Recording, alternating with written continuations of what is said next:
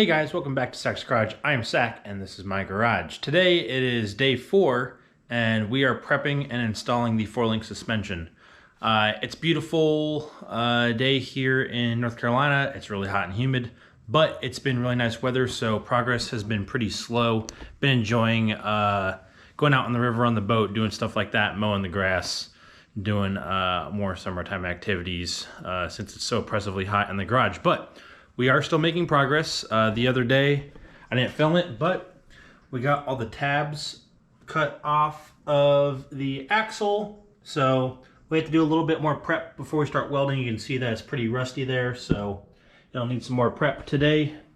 What we're gonna do is we're gonna take our new plasma cutter that we got off of Amazon and cut off all these old brackets from the old suspension. So we're gonna do that here in just a second, but just to let you guys know, this is build day 4, and what I'm actually going to do is, this isn't going to be a one-day video. This is going to be over the course of multiple days, but at the end of the day, it should be about 10 to 12 hours worth of work, and I'm just going to call that build day 4 to give you guys a realistic expectation, not dry out this series super long. So the videos are probably going to be a little bit longer, but they're going to get posted a little bit more infrequently. So my last one was about a month ago from when I'm filming this video today, and realistically it's probably going to be another month or two before this video actually comes out. So with that said, please enjoy. If you haven't subscribed, please consider subscribing. 97% of the people that view my videos are not subscribers. So if you would, please help me with the channel grow, help the YouTube algorithm, and hit the subscribe and like button. Thanks. So before we get going, I'll put the link in the description below, but for this particular plasma cutter, this is your standard 240 outlet out of your garage, but then this is the plug that it came with, and obviously you can see those are not the same. So on Amazon, Pigtail, it's like 30 or 40 bucks. Super easy, so let's go ahead and plug this in and get started. Alright guys, so this is the Latos LT5000D plasma cutter, got it on Amazon for $279. Power this bad boy up. Got the fan on, already set the pressure to 70 psi. It has a built-in regulator on the unit, which is nice, so I could leave my air tool setting on my regulator on the actual air compressor. Got a dial here for amps, goes from 10 up to 50. If you're using 120, it's 10 to 35, but we're doing a little bit thicker cut, so we're just going to start big, and if it blows through too much, we'll adjust. So let's go ahead and get started. This is our first cut with it.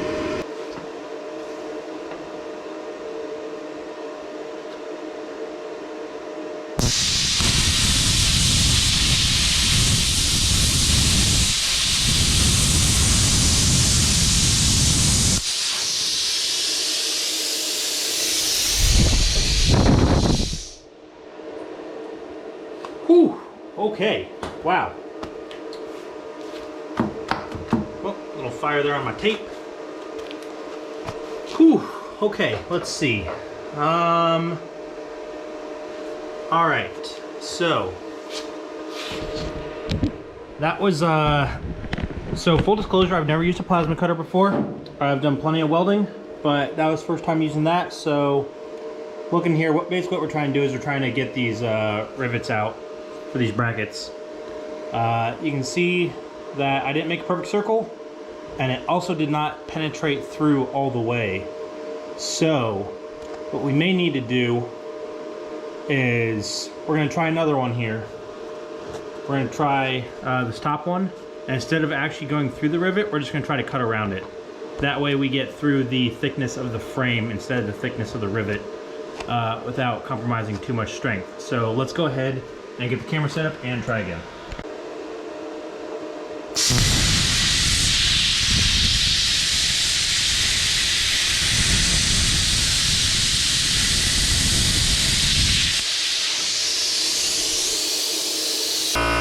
Alright guys, so the air compressor is recovering. I tried going around. I think I'm trying to cut too fast. So, and looking at that, because the actual cut is so wide, we're going to go back to trying to push through the actual rivet itself and just hold it for longer, but we're going to do it on the original one, so we'll see how that works.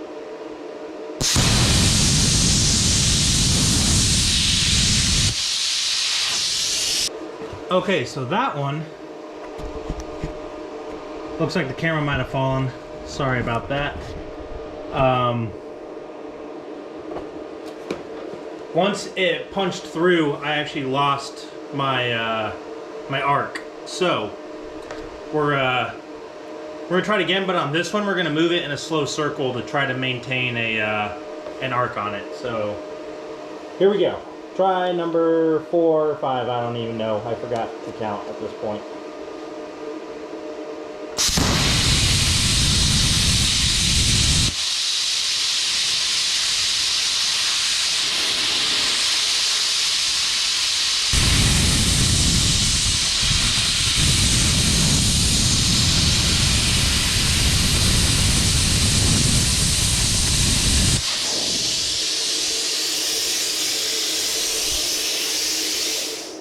All right. Okay, that's much better hole. So we actually got through. I don't know if you guys can see. I'll set up the camera on this next one for it.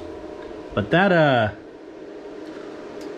shoots out a pretty good bit of stuff. So we're going to actually set up some backdrops so that we don't burn a bunch of stuff. I got all my chemicals and stuff over there. So give me a minute, we're gonna get that set up and then we'll get back to cutting. All right guys, so splattered a little bit on the camera, and to prevent it from actually ruining my GoPro, we're gonna give it a little bit more standoff distance, and we'll just have to deal with not having any cool close-ups. So with that being said, we are going to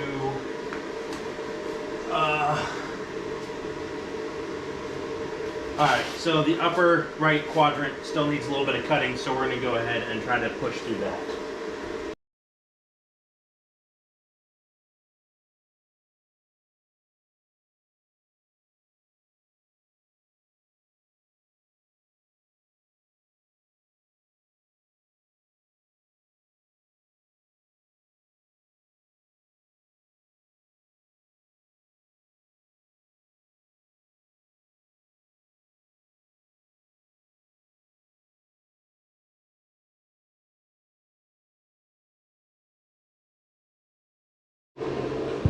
Alright, we now got 3 holes.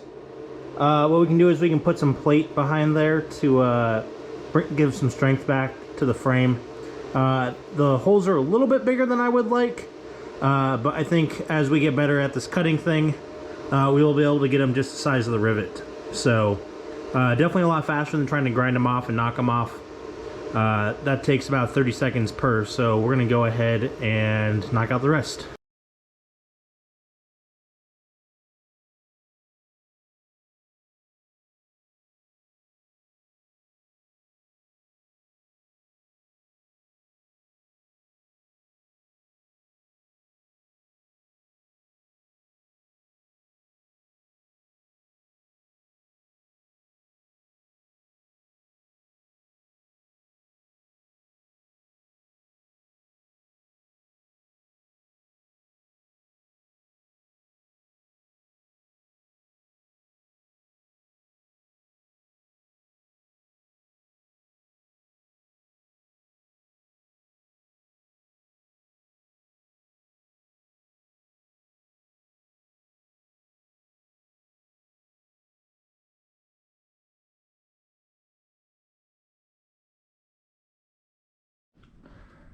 Alright, so these holes are a lot better from the other side.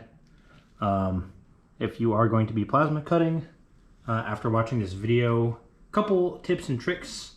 So obviously on this frame it's a C channel. Highly recommend welding from the outside of the C, not the inside of the C, because what happens is all that hot air that's getting blown back out of the cut gets redirected back at your gloves and your face. So it is really hot in here, and my gloves, even though they're thick leather welding gloves, were actually getting hot, and I had to stop a couple times. It also made the garage really hot. I had my shop fan blowing the entire time, and it was super hot. You can see I am drenched in sweat. So between the humidity and that like 15 minutes of plasma cutting, I'm about done for right now.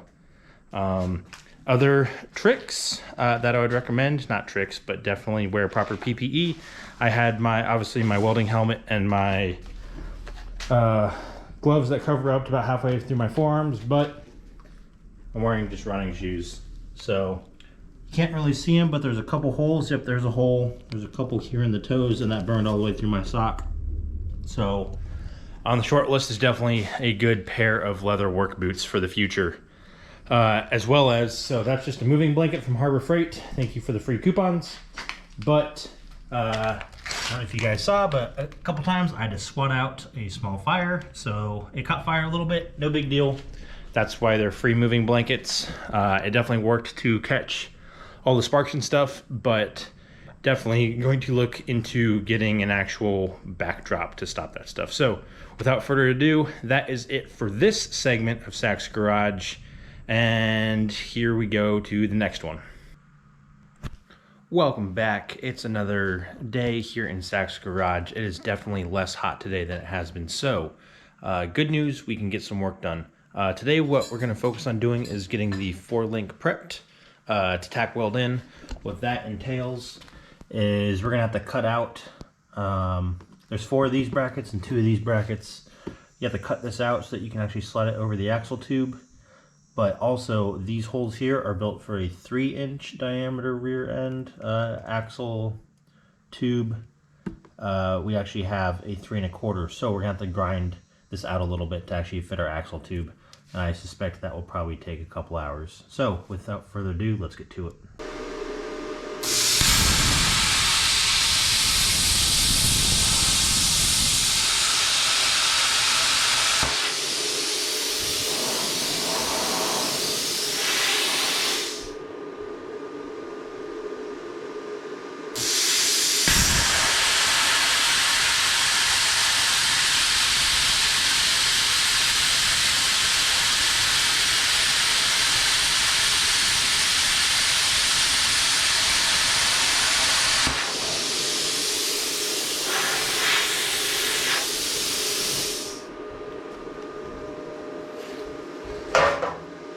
Alright, let me disconnect the GoPro here real quick. And first pass I went a little too fast. And you can see I got a little bit of molten metal there that didn't get all the way through. But overall, not a bad cut. We'll go ahead and continue cutting this out and see how it looks.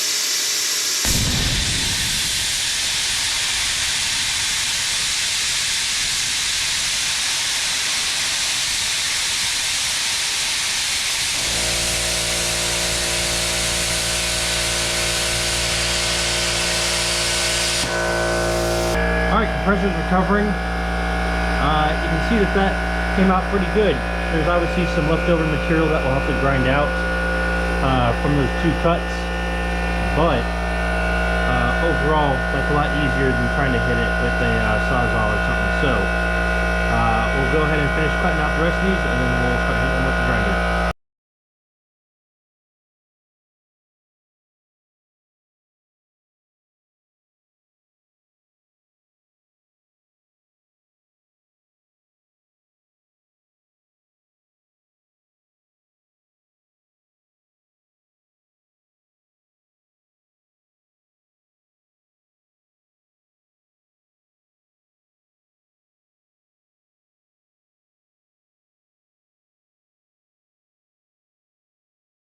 Alright guys, here's one done.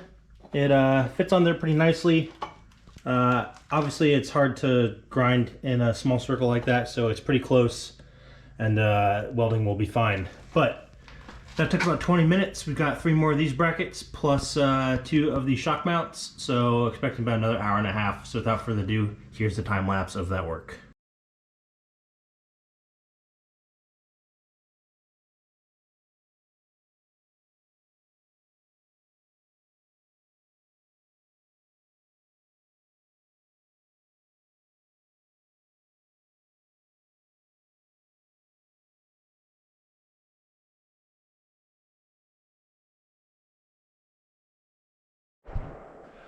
All right, guys, all 4 done. They're sitting on the axle tube there, and we got these 2 shock mounts done.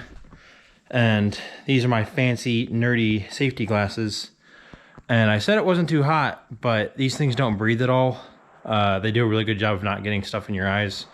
But like I said, it doesn't breathe at all. So I've got all the eye sweat and stuff going. So we're gonna take a break and then we'll get right back to it. All right, guys, got the rear mounts mocked up and the heims and everything installed here on the rods per the instructions. Now comes the hard part of getting this stuff tacked in. So things I have to worry about now is I need to get this pinion angle set back to stock. I took, or not stock, but what it was before. I took some notes, and I'll use my handy dandy magnetic angle finder to set that.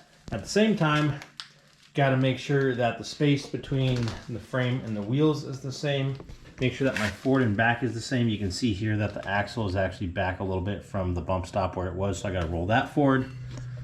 And then we got to figure out what angle we actually want to mount these bad boys at in terms of rotation around the axle tube itself. So a lot of stuff that we got to worry about right now. We'll get that going and we'll get back to you.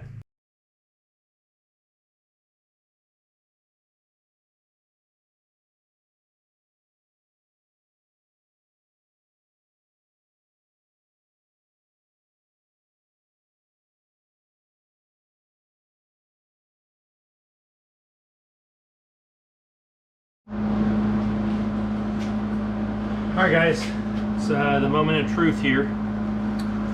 Basically what we're going to do is we're going to use this square here. That's going to ensure that we are perpendicular to the axle tube. It's also going to give me an offset from the frame rail here. You can see right here this gap is going to be about 1 inch, which is what it calls for. And you guys can't see it, but that gives me enough room here to clear the nut and the bolt from the actual frame itself. And then the last piece here is the getting it straight up and down. So I've got my digital angle finder down here to actually set my angle. And of course it is really hard to see it. So you guys can see that I'm working with the tilt, the pivot about the axle tube, all this fun stuff. I may actually end up taking off. I really don't want to, but these rods are adding a lot of weight to it. Actually, you know what? I'm just going to get a ratchet strap to hold them up. That'll help take the weight off. I will be right back. Alright, ratchet straps are definitely helping. Now we just need to get it back to where we had it. Oh, boom. That's 0 degrees right there. Alright. Everything is set.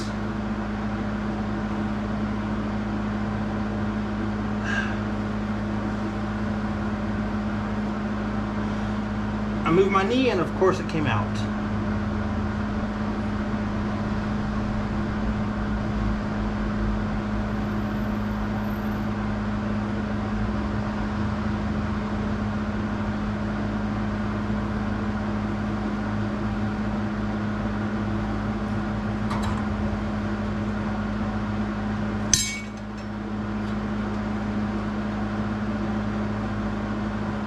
Okay.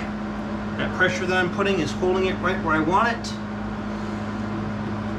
Put my welding helmet on, and we'll get a tack here. You know what? We forgot to, oh, nope, it's grounded.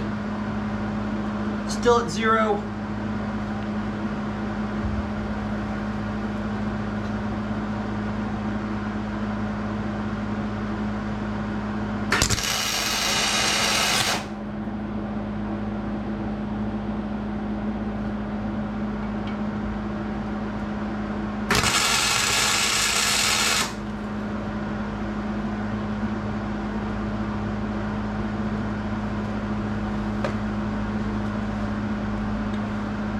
All right, she's tacked on. Nice.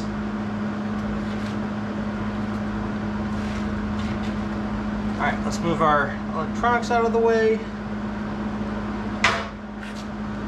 And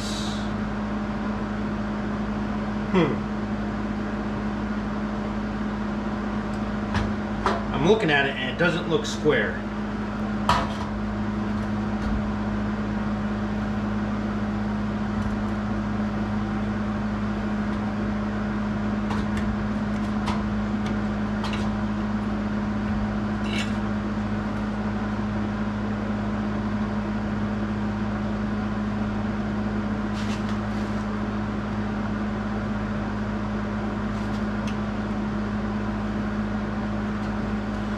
May have dorked this up.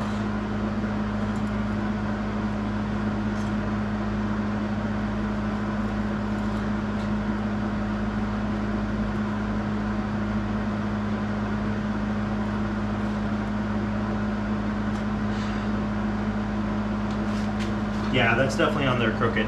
All right, well, that's why we tack. We'll see how good my weld is here. I'll be right back. I'm gonna go get a hammer. All right, back with the hammer. Let's see if we can just bang this out real quick.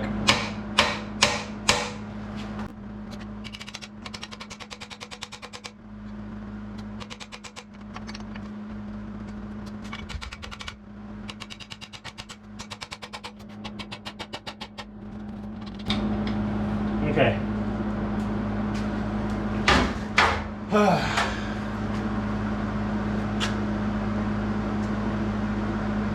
The problem is that this ratchet strap is pulling it towards the frame like that, and it made it not straight. So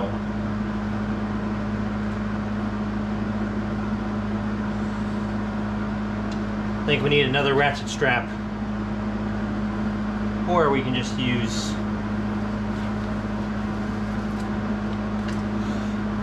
see if we can't.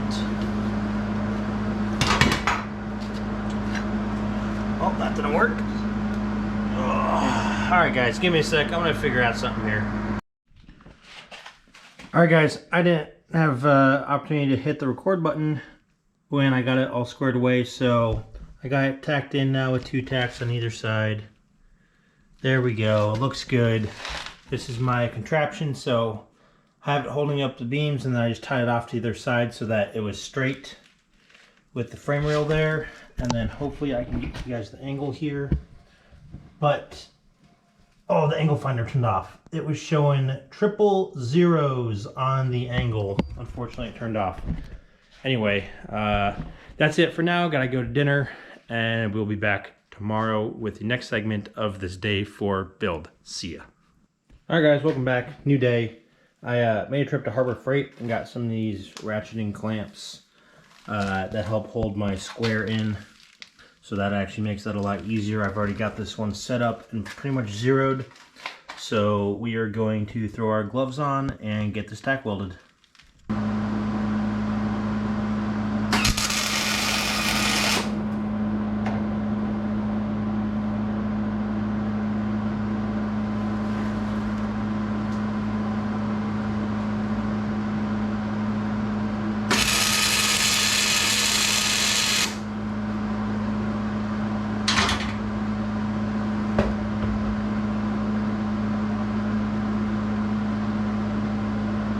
Perfect.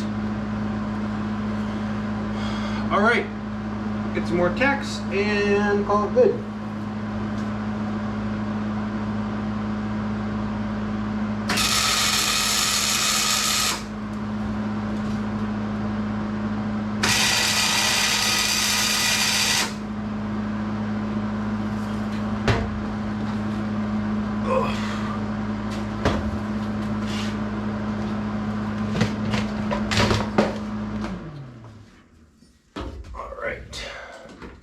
Welder's off, and 0.00, if you can see here, I don't know if you can read that, 0.00 degrees. So, super satisfied with that. Let's go ahead and start with the fronts. All right, guys, next challenge, because I did not measure this out before I started, is when you actually look top down at this. I was hoping to be able to mount this behind this cross member. However, once this is up in position here, it's pretty much in line with the back of this brace. And then I got to actually weld on the bracket, which is a couple inches thick. Where's one? Oh, they're over there. Those puppies are a couple inches thick. So what I need to look at is if I can get it to mount up underneath here, which based on where this goes straight like this, I'm not going to be able to get a good mount there. What I may be able to do actually is leave the horizontal part there and just cut out this diagonal brace here, and I can box it later with some plate. But I think I may be able to just cut that out and then maybe even mount the 2x4 up in there. We'll see. I'll figure it out. I'll get back to you guys in a minute. Alright guys, so with this bracket in here, I measured the angle to put that bottom bar at just a couple degrees down. And it's hard to tell from this angle, but it looks like a 2x4 may actually go perfectly underneath this horizontal cross brace here. So what I'm going to do is I'm going to cut out these supports here and here. And what we'll do is we'll just add in some gussets afterwards to help strengthen it. But I think we'll be able to get enough contact patch off of this bad boy to actually get the strength we need. So without further ado, we are going to plasma cut.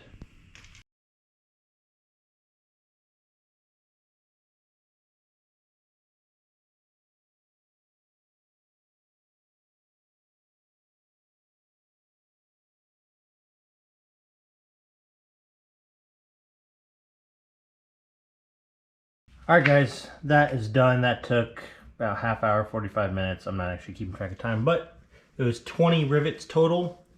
4 on the top on each side, and then 6 over here. They shared some rivets with those leaf mounting brackets, so we cut those off too. What we'll have to end up doing is we'll plate this off to give this its strength back, and then we're not going to worry about strengthening this right now, because once the roll cage goes in, we'll add a dedicated cross member with the 2x4. That will give it extra rigidity in that axis. Anyway, back to work.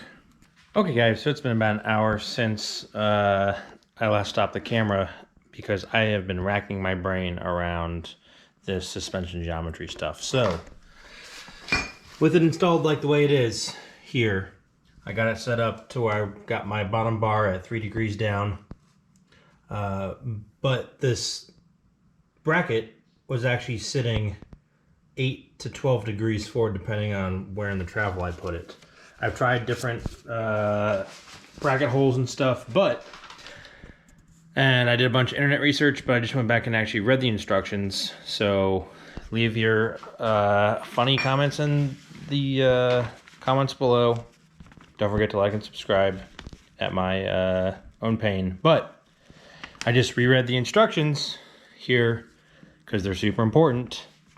What you start with is you actually start by tack welding the chassis brackets, which are the front ones, to ensure that they are perpendicular to the frame and the ground. And then once you have that set, you set the axle brackets to be perpendicular to the pinion center line. What I was doing was I set the axle brackets to perpendicular to the ground, which is a 4.5 degree difference. So I will get a lot closer if I actually do it correctly this time. So what we're going to do is we are going to undo our tack welds on the brackets. That's why we tack weld, don't full weld until you're sure with what you're doing. And then we will go back and set the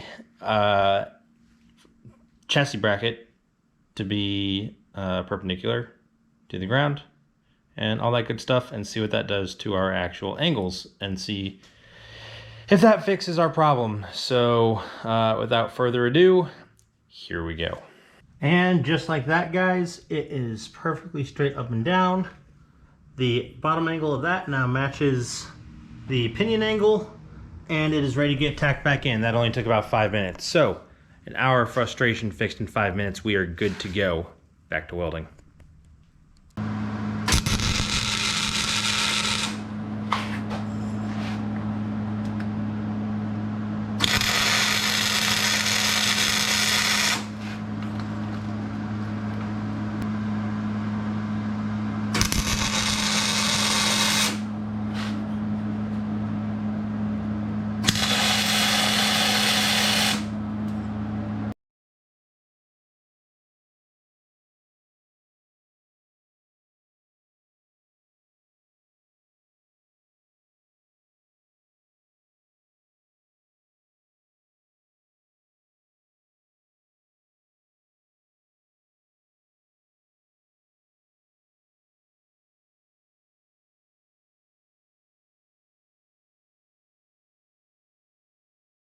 All right, guys, got our 2x4 cut out, got this little notch here, and it fits up just like this.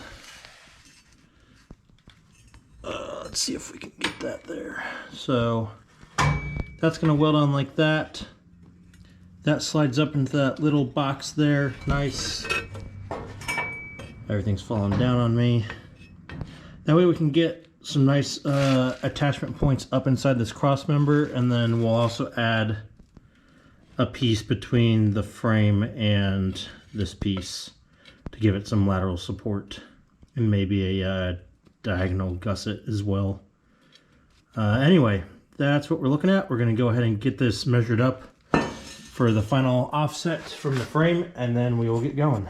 All right, guys, I got it all nice and squared up with the frame. Only thing now is it likes to fall one side to the other, so I've got my angle finder up on top. And basically what I'm going to do is when it's at 0 degrees laterally, I know that it's good. And then we'll go ahead and tack up this this post. All right, guys, we're back. I actually got it clamped. There's just too many moving parts. It's clamped horizontally, that way it has some shear pressure, and then I gave the jack just a little pump just to get it to seat up into this cross member here, and now we should be able to weld it. We're going to start with some tacks just on this bad boy.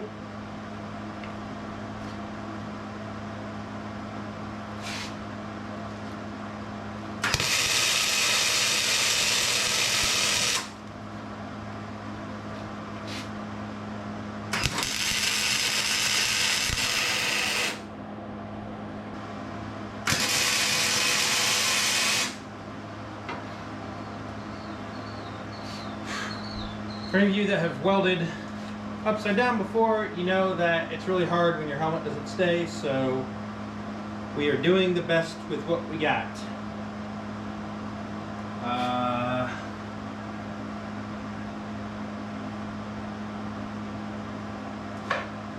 This one's going to be a little bit difficult because I didn't make the mount super clean up top. I just kind of roughed it in,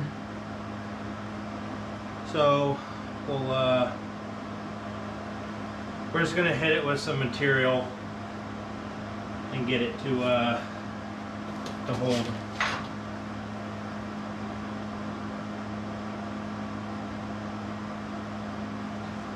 Yeah, just a quick tack to hold it up. Gosh, I don't even know how I'm going to do this. I'm going to have to get in front of where the camera's at, so you won't be able to see this one. So got the other side welded in, And after just sitting back and looking at it for a little bit and kind of just evaluating how this has been going, I have decided that I don't like how the connections underneath here are coming. I did not take a whole lot of time to really like perfect the fit inside that channel. You can see that it, you know, comes up to give it some extra support. So I have decided what I'm going to do is I'm actually going to cut out this cross member here, just chop. I'll just hit with the plasma cutter real quick to take it out. And then we're going to basically use the same 2x4s as this and build a cross brace across the frame to give it extra support. And also because it's nice square angles, it'll be a lot easier to weld in a stronger connection. So before we do that, we're actually going to finish up our crosslink member here. So from the bottom passenger to the rear passenger to the front driver. That way it'll help maintain our geometry. Since we only have so much adjustment room in here, I don't want to get it out of whack when I cut off the front supports there. So without further ado, let's go thread a rod. All right, so the way this works is this rod comes in a longer length to help accommodate wider bodies. Basically what you have to do is you have to chop off the right-handed pitch side and cut it to length and then retap it. This tool here, it's a 20 by half, if you can read the label there. From Irwin Tools, about 10 bucks on Amazon. Lowe's did not carry this size. They carried only smaller sizes for smaller stuff. So we had to go with the online option. So we're gonna get that wet. I don't have an actual tap wrench, but and the ones on Amazon had really crummy reviews. So we're just going to use our vice grips here and get this started. All right, all threaded up. That took maybe 20 minutes to tap it and then get it threaded in here and fit back to size. So that's that. Now, just like we talked about, we're going to go ahead and cut out this cross member and go from there. All right, got this piece out, have it upside down on the floor now, but you can see that there's a huge gap there and that's just not weldable. That's probably a 1/2 inch, and this side's a little bit closer, but that's not going to fly for a strong weld. You can see that on the outside here is where it was actually contacting on either side. So that and that was the hard part to get, because that was, you know, right next to the inside of the frame. So getting the actual gun up there to weld that just isn't going to work. Like I said, we're going to take some more of this 2x4 channel and just make a straight cross member part, and then super easy, nice right angles to weld that up with. So let's go ahead and get started with that. All right, guys, about to tack this in. Just wanted to give you a quick look before we do. Notched this to fit inside the frame here. Got a nice seam so we can get all 3 sides welded, plus that gap in there. All this is nice and tight in here, like that. And then same thing on the other side. You can see that that fits in there nice and snug, and we'll get that other support up in there. So without further ado, let's get to welding.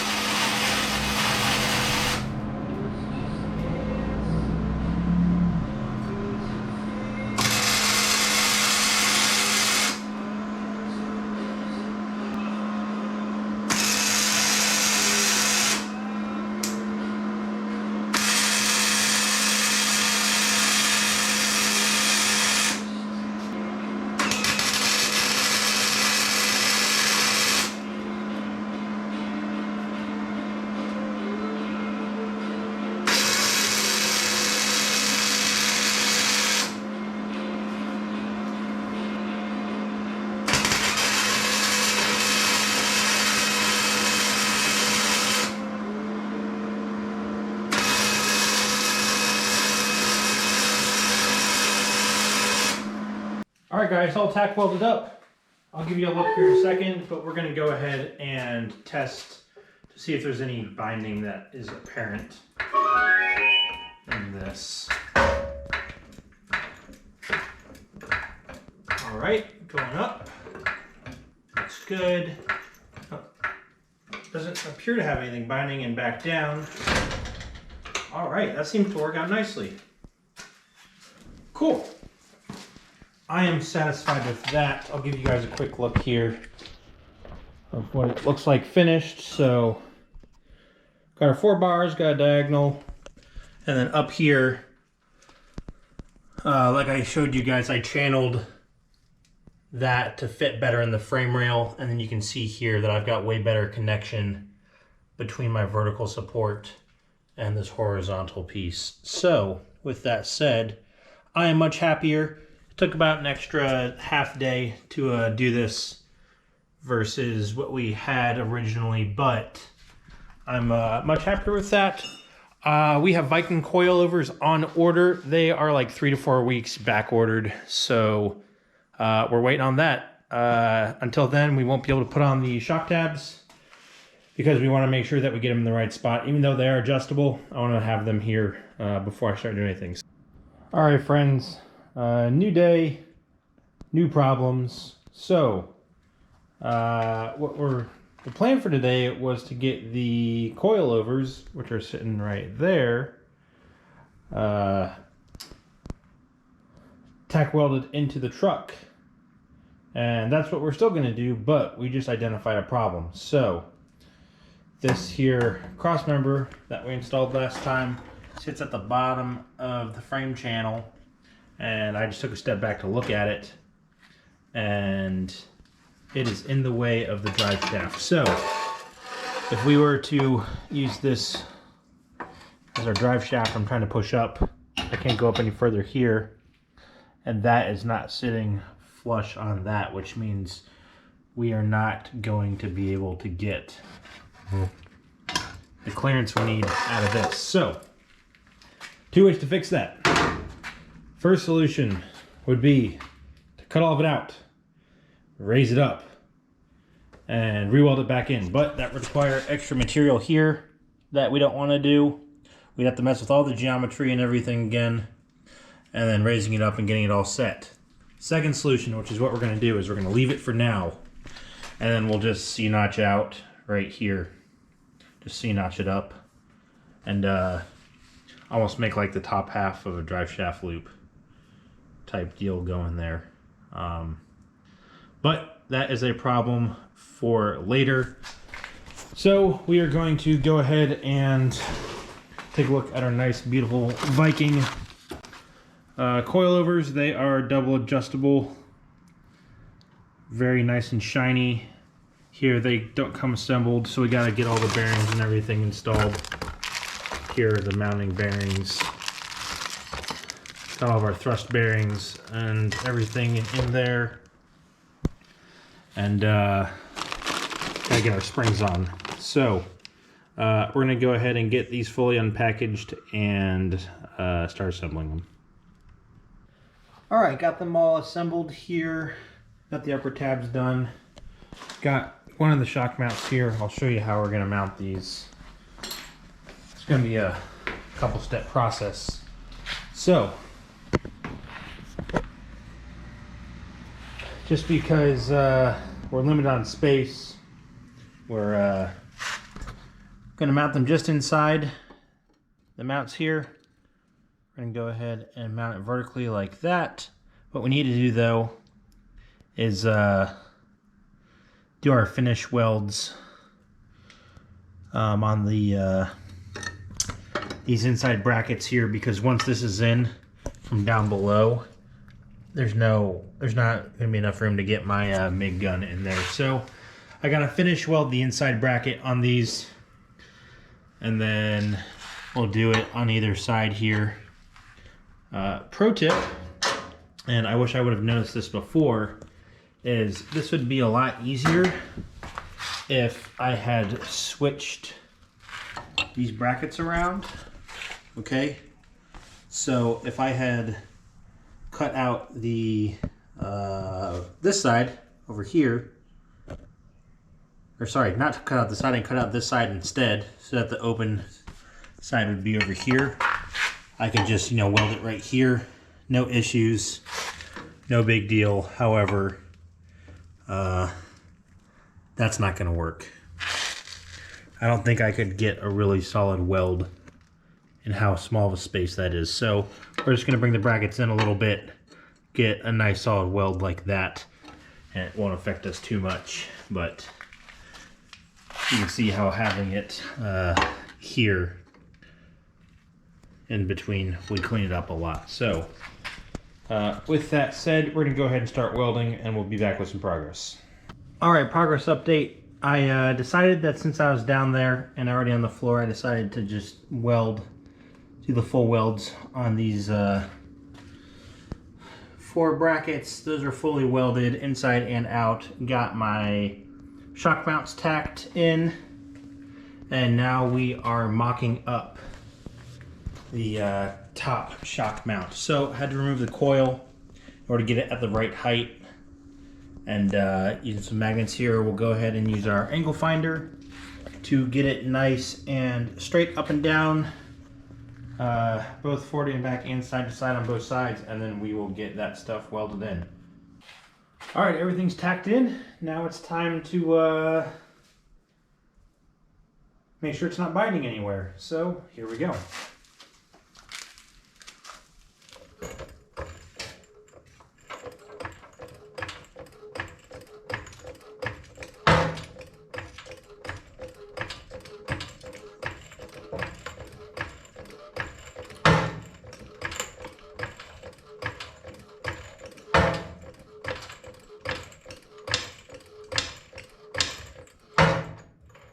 All right, on the bump stop on the passenger side and our bump stop on the driver's side no longer exists. So